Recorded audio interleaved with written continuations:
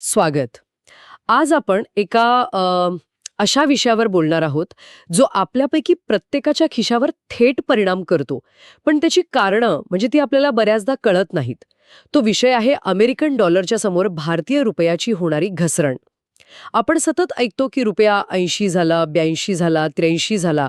पण गेल्या 20 वर्षांपासून हे असं का होतंय? यामागे नक्की काय गोडबंगाल आहे? आणि हा प्रश्न खूप महत्वाचा आहे. कारण ही केवळ आकड्यांची गोष्ट नाहीये. आपण बाहेरून मागवलेल्या प्रत्येक वस्तूसाठी, पेट्रोल डिझेलसाठी आणि अगदी परदेशात शिकणाऱ्या मुलामुलींच्या फीसाठी आपल्याला जास्त पैसे मोजावे लागतात. या घसरणीची मुळं खूप खूप खोलवर आहेत. बरोबर. म्हणूनच यामागची कारणं उलगडण्यासाठी आपण आज प्राध्यापक डॉक्टर राहुल खरात यांच्या understanding the continuous downfall of the Indian rupee since 2000 ह्या अभ्यासाचा आधार घेणार आहोत. आजचा आपला प्रयत्न हाच आहे की या लेखाच्या मदतीने रुपयाच्या या 20 वर्षांच्या वादळी प्रवासामागची खरी कारणं सोप्या भाषेत समजून घ्यायची. म्हणजे नक्की असं काय काय घडलं देशात आणि देशाबाहेर की रुपया असा गडगडला. अगदी. याला आपण रुपयाचा 20 वर्षांचा वादळी प्रवास म्हणू शकतो खरं तर. कारण यात देशांतर्गत धोरणांचे छोटे मोठे धक्के आहेत, आपल्या अर्थव्यवस्थेच्या रचनेतल्या काही मूलभूत समस्या आहेत आणि जागतिक अर्थकारणाची मोठी वादळही आहेत. चला तर मग या वादळाच्या प्रत्येक पैलूला जरा जवळून पाहूया. चला तर मग लेखाची सुरुवात होते ती आपल्या अर्थव्यवस्थेच्या एका मूलभूत गोष्टीपासून. ती म्हणजे व्यापारी तूट किंवा ट्रेड डेफिसिट. आता हा शब्द ऐकायला खूप मोठा वाटतो, पण याचा नेमका अर्थ काय? त्याचा अर्थ अगदी सोपा आहे. समजा आपलं घर आहे. आपण महिन्याला 50,000 रुपये कमवतो, पण आपला खर्च 70,000 रुपये आहे. म्हणजे सरळ सरळ 20,000 रुपयांची तूट आहे. अच्छा. देशाच्या बाबतीतही तसंच होतं. जेव्हा आपण परदेशातून जितक्या किमतीच्या वस्तू विकत घेतो, म्हणजे आयात, आयात. हो. त्यापेक्षा कमी किमतीच्या वस्तू परदेशात विकतो, म्हणजे निर्यात, तेव्हा त्याला व्यापारी तूट म्हणतात. म्हणजे आपला खर्च जास्त आणि कमाई कमी देशाच्या पातळीवर. अगदी बरोबर. आणि लेखात स्पष्टपणे म्हटलं आहे की 2000 सालानंतर विशेषतः आपण जागतिक व्यापार संघटनेत WTO सामील झाल्यावर आपली आयात प्रचंड वाढली. थांब, म्हणजे आपण बाहेरून जास्त वस्तू विकत घ्यायला लागलो, पण कोणत्या वस्तू? आणि आपली निर्यात का नाही वाढली त्या प्रमाणात? उत्तम प्रश्न. आपली आयात वाढली ती प्रामुख्याने 3-4 गोष्टींमध्ये. एक, कच्चं तेल. आपली 80% पेक्षा जास्त गरज आपण आयातीतून पूर्ण करतो. हो, हे तर मोठं अवलंबित्व आहे. खूप मोठं. 2, इलेक्ट्रॉनिक्स. मोबाईल फोनपासून लॅपटॉपपर्यंत सगळं काही. 3, सोनं. आणि 4, उद्योगांसाठी लागणारे सुटे भाग आणि मशिनरी. याउलट आपली निर्यात त्या वेगाने वाढली नाही. का नाही वाढली? कारण आपण जे विकतो त्यात अजूनही कृषी उत्पादनं, कापड, जेम्स अँड ज्वेलरी यांसारख्या गोष्टी जास्त आहेत. आपण हायटेक वस्तूंची निर्यात कमी करतो. याचा परिणाम काय होतो? आयातीचं बिल चुकवण्यासाठी आपल्याला डॉलर्स लागतात. त्यामुळे बाजारात डॉलरची मागणी वाढते आणि ज्या गोष्टीची मागणी वाढते तिची किंमतही वाढते. आणि रुपया कमजोर होतो. अगदी. म्हणजे ही व्यापारी तूट म्हणजे आपल्या अर्थव्यवस्थेच्या जहाजाला लागलेली एक कायमची गळती आहे असं म्हणायला हरकत नाही. आणि यात तेलाची भूमिका तर खूपच मोठी दिसतीये. खूपच मोठी. तेल हे या वादळातलं सगळ्यात मोठं संकट आहे असं म्हटलं तरी चालेल. लेखात म्हटल्याप्रमाणे जेव्हा आंतरराष्ट्रीय बाजारात तेलाच्या किमती वाढतात तेव्हा आपल्याला तिहेरी फटका बसतो. तिहेरी कसा? पहिला, आपल्या आयातीचं बिल वाढतं. दुसरा, तेलाचे व्यवहार डॉलरमध्येच होत असल्याने डॉलरची मागणी अचानक वाढते, ज्यामुळे रुपया अजून घसरतो. आणि तिसरा, देशात पेट्रोल डिझेल महाग झाल्याने वाहतुकीचा खर्च वाढतो आणि प्रत्येक वस्तू महाग होते. म्हणजेच महागाई वाढते. आणि असं मागच्या 2 दशकात अनेकदा झालं असेल ना? हो. लेखात 2004 ते 8, 2011 ते 14 आणि 22-23 या काळांचा खास उल्लेख आहे. या प्रत्येक टप्प्यावर तेलाच्या किमती गगनाला भिडल्या आणि प्रत्येक वेळी रुपयाने मोठी डुबकी मारली. हे एक असं दुष्टचक्र आहे जे आपल्या अर्थव्यवस्थेला सतत मागे खेचत राहतं. म्हणजे आपल्या अर्थव्यवस्थेचा पायाच थोडा डळमळीत आहे. कारण आपण आयातीवर, विशेषतः तेलावर खूप अवलंबून आहोत. आता या पायावर आपण जी इमारत बांधली, म्हणजे आपली धोरणं, त्यांचे काय परिणाम झाले? आर्थिक उदारीकरणामुळे देशात परदेशी गुंतवणूक आली, पण त्याने आपल्याला जागतिक धक्क्यांसाठी जास्त संवेदनशील बनवलं का? हो. एक खूप महत्वाचा मुद्दा आहे आणि इथे एक गमतीशीर विरोधाभास आहे. उदारीकरण आवश्यक होतं. त्याने भारताच्या विकासाला गती दिली. परकीय गुंतवणुकीचे नियम सोपे केल्यामुळे आणि परदेशी गुंतवणूकदारांना आपल्या बाजारात यायची परवानगी दिल्यामुळे देशात पैसा आला. हो, हे तर चांगलं झालं. पण याची दुसरी बाजू अशी की आपलं नाणं जागतिक भांडवलाच्या लहरींवर नाचू लागलं. म्हणजे जगात काहीही झालं की त्याचे पडसाद आपल्या रुपयावर लगेच उमटू लागले. आणि याच संदर्भात 2014 नंतरच्या काही मोठ्या धोरणात्मक निर्णयांबद्दल मला विचारायचं आहे.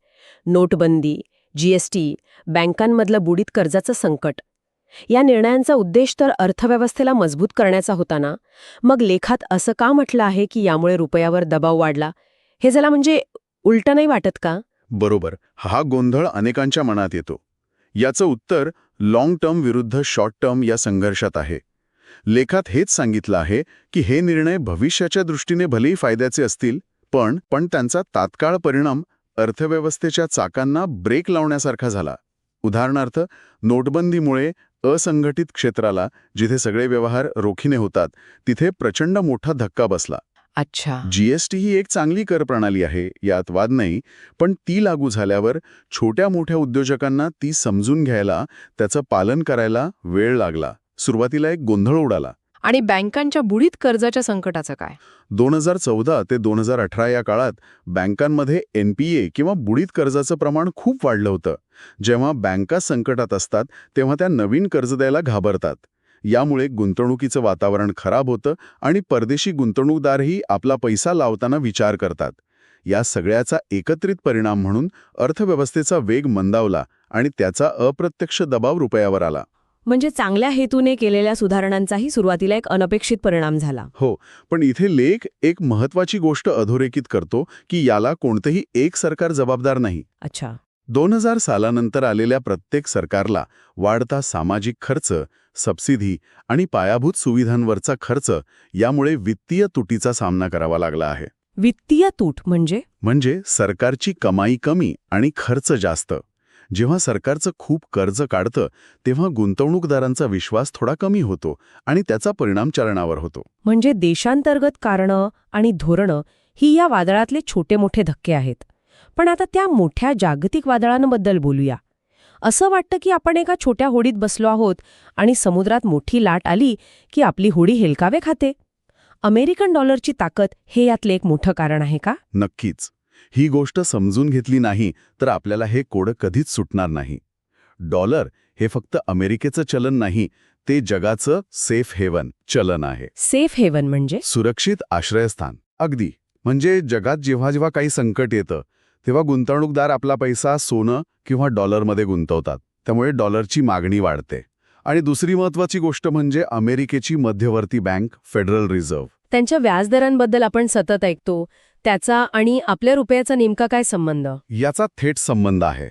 याला सोप्या भाषेत समजून घेऊ. समजा जागतिक अर्थव्यवस्था ही एक मोठी पार्टी आहे आणि अमेरिकेच्या फेडरल रिझर्व्हने स्वस्त पैशाच्या रूपात म्हणजे कमी व्याजदराने सगळ्यांना भरपूर मोफत ड्रिंक्स दिलेत. गुंतवणूकदार हा पैसा घेऊन भारत, ब्राझील सारख्या देशांमध्ये गुंतवतात कारण इथे त्यांना जास्त परतावा मिळतो.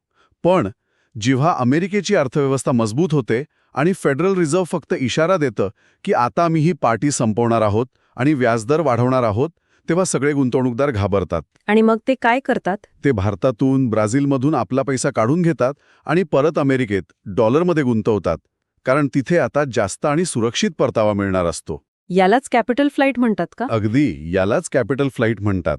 लेखात 2013च्या टेपर टँट्रमचा उल्लेख आहे. टेपर टँट्रम? हो, टेपर टँट्रम म्हणजे हाच प्रकार. फेडरल रिझर्व्हने फक्त संकेत दिले आणि जगभरातल्या बाजारांमध्ये हाहाकार माजला. रुपयासारखी चलनं धडाधड कोसळली. म्हणजे गुंतवणूकदारांची ही एक प्रकारची पॅनिक रिॲक्शन आहे. बरोबर. आणि असं अनेकदा घडलं. 2008च्या जागतिक आर्थिक संकटाच्या वेळी, 2013च्या टेपर टँट्रममध्ये, 2020मध्ये कोरोनाची पहिली लाट आली तेव्हा आणि 2022मध्ये रशिया-युक्रेन युद्ध सुरू झाल्यावर प्रत्येक वेळी गुंतवणूकदारांनी सुरक्षिततेसाठी डॉलरकडे धाव घेतली आणि प्रत्येक वेळी रुपयाला मोठा फटका बसला. म्हणजे आपण कितीही चांगली धोरणं आखली तरी या जागतिक लाटांपासून आपण स्वतःला पूर्णपणे वाचवू शकत नाही. नाही शकत. ही गोष्ट खूपच महत्वाची आहे.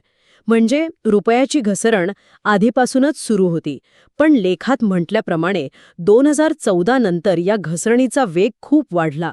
याला परफेक्ट स्टॉर्म किंवा अनेक संकटं एकाच वेळी येणं असं म्हणता येईल का? तुम्ही अगदी अचूक शब्द वापरला. लेख हेच सुचवतो की 2014 नंतर एक परफेक्ट स्टॉर्म तयार झाला. देशांतर्गत समस्या तर होत्याच, पण त्याच वेळी जागतिक पातळीवर एकामागोमाग एक संकटं येत राहिली. कोणती संकटं? यादी बघा. तेलाच्या किमतीतली प्रचंड अस्थिरता, चीनची अर्थव्यवस्था मंदावणे, युरोपियन युनियनमधनं ब्रिटनचं बाहेर पडणं म्हणजे ब्रेक्झिट, अमेरिका आणि चीनमधलं व्यापार युद्ध. आणि मग करोना. हो, आणि मग आलेली कोविड-19ची महाभयंकर महामारी आणि त्यानंतर लगेच रशिया-युक्रेन संघर्ष. बापरे, ही तर संकटांची मालिकाच आहे. हो, आणि याचा परिणाम फक्त भारतावर झाला नाही, तर जगातल्या अनेक विकसनशील देशांवर झाला. पण भारताच्या बाबतीत याच काळात आपली आयात अजून वाढली. लेखातील आकडेवारी सांगते की भारत जगातील दुसरा सर्वात मोठा सोन्याचा आयातदार आणि तिसरा सर्वात मोठा तेल उपभोक्ता बनला. म्हणजे आपली डॉलरची गरज अजूनच वाढली. बरोबर. आपली इलेक्ट्रॉनिक्सची आयात विशेषतः चीनकडून प्रचंड वाढली. आणि चीनसोबतच्या व्यापाराचा मुद्दाही महत्वाचा आहे. लागणारा कच्चा माल या सगळ्यासाठी आपण चीनवर अवलंबून आहोत. आणि हे बिल चुकवण्यासाठी मोठ्या प्रमाणात डॉलर चीनकडे जातात. हो, या सगळ्याचा एकत्रित परिणाम म्हणजे 2014 नंतर रुपयाच्या घसरणीचा वेग वाढला. ही कारणमीमांसा ऐकल्यावर असं वाटतं की रुपया अनेक बाजूंनी घेरला गेलाय. पण माझ्या मनात एक प्रश्न येतो, जो अनेक जण विचारतात. रुपयाचं कमजोर होणं हे नेहमीच वाईट असतं का? मी ऐकलं आहे की यामुळे आपल्या निर्यातीला फायदा होतो. यात काही तथ्य आहे का? हा एक वैध मुद्दा आहे आणि आर्थिक सिद्धांतानुसार त्यात तथ्य आहे. जेव्हा रुपया कमजोर होतो तेव्हा आपली निर्यात परदेशी लोकांना स्वस्त वाटते. कसं? उदाहरणार्थ, आधी $1 70 रुपयांची वस्तू मिळत होती, आता 80 रुपयांची मिळते. म्हणजे अमेरिकेतील खरेदीदाराला 30 वस्तू कमी डॉलरमध्ये मिळते. बरोबर. त्यामुळे आपल्या निर्यातीला चालना मिळू शकते, विशेषतः IT आणि सेवा क्षेत्राला. आणि देशात बनवलेल्या वस्तूंनाही प्रोत्साहन मिळतं, कारण बाहेरून येणाऱ्या वस्तू महाग होतात. बरोबर. पण इथे एक मोठा पण आहे. भारतासारख्या देशासाठी, जो ऊर्जेपासून ते तंत्रज्ञानापर्यंत अनेक गोष्टींसाठी आयातीवर अवलंबून आहे, याचे तोटे फायद्यांपेक्षा खूप जास्त आहेत. अच्छा. आपलं सर्वात मोठं आयात बिल तेलाचं आहे. तेल महाग झालं की पेट्रोल डिझेल महाग होतं. त्यामुळे वाहतूक महाग होते आणि देशातली प्रत्येक वस्तू महाग होते. खरंय. परदेशात शिकणाऱ्या विद्यार्थ्यांचा खर्च वाढतो. आपण आयात करत असलेलं तंत्रज्ञान आणि मशिनरी महाग होते. याचा थेट फटका सामान्य माणसाच्या बजेटला बसतो. त्यामुळे कागदावर फायदे दिसत असले तरी प्रत्यक्षात आपल्या अर्थव्यवस्थेसाठी आणि नागरिकांसाठी तोटे जास्त आहेत. तर या सगळ्या चर्चेचं सार काय? आपण काय निष्कर्ष काढू शकतो? मला तरी असं वाटतं की रुपयाची घसरण ही कोणत्याही एका व्यक्तीची, एका सरकारची किंवा एका धोरणाची चूक नाही. हे एक खूप गुंतागुंतीचं चित्र आहे. तुम्ही या लेखाचा गाभा अचूक पकडला आहे. ही घसरण म्हणजे आपल्या अर्थव्यवस्थेतील संरचनात्मक कमजोरी, म्हणजे ते आयातीवरील अवलंबित्व, जागतिक आर्थिक चक्रांचे धक्के, देशांतर्गत सुधारणांचे तात्पुरते दुष्परिणाम आणि भूराजकीय संकट, या सगळ्यांचा एकत्रित परिणाम आहे.